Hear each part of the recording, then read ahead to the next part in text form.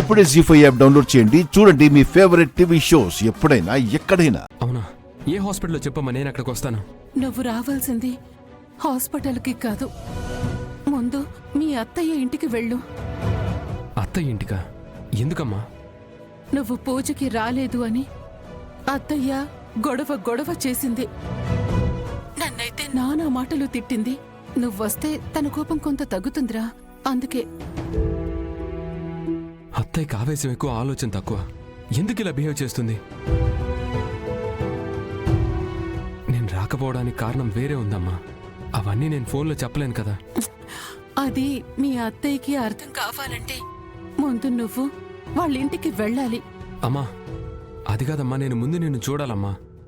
నాన్న, నా మీద నింద పడినా నేను భరిస్తాను, కానీ నీ మీద నింద పడితే నా ప్రాణం పోతుంది.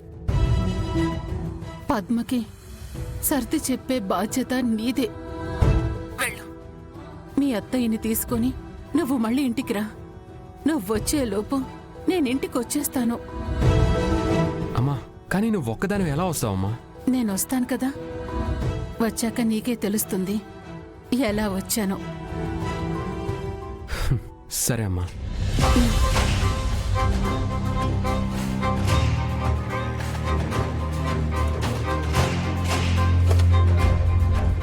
డ్రైవర్ వెళ్దాం పోనీ. అలాగే సార్. నేనంటే నా కొడుక్కి ప్రాణం. వాడే నా లోకం. వాడు తప్పకుండా నీకు సహాయం చేస్తాడు.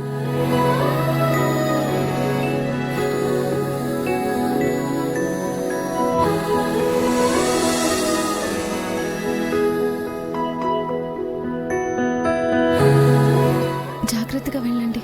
జాగ్రత్త ఏంటి? నాతో పాటు నువ్వు వస్తున్నావు కదా. నేనా? ఆ,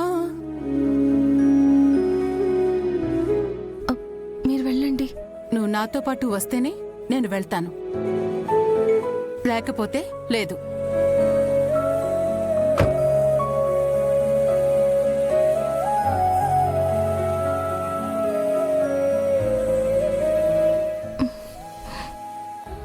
సరే వెళ్దాం పదండి.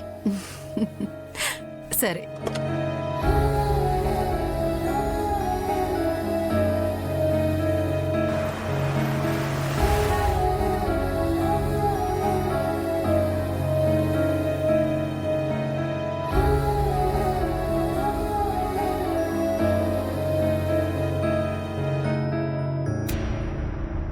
ఈ డ్రెస్తో ఇంటికి వెళ్తే అత్తయ్య ఖచ్చితంగా కనిపెట్టేస్తుంది. Driver sir. దారిలో ఒక హోటల్ దగ్గర ఆపు. అలాగే సార్. అమ్మా, నీ పేరు అడగడం మర్చిపోయాను. ఏం పేరు? నా అసలు పేరు కనక మహాలక్ష్మి అని చెప్తే ఇబ్బంది అవుతుందేమో. లక్ష్మి. లక్షణమైన పేరమ్మా.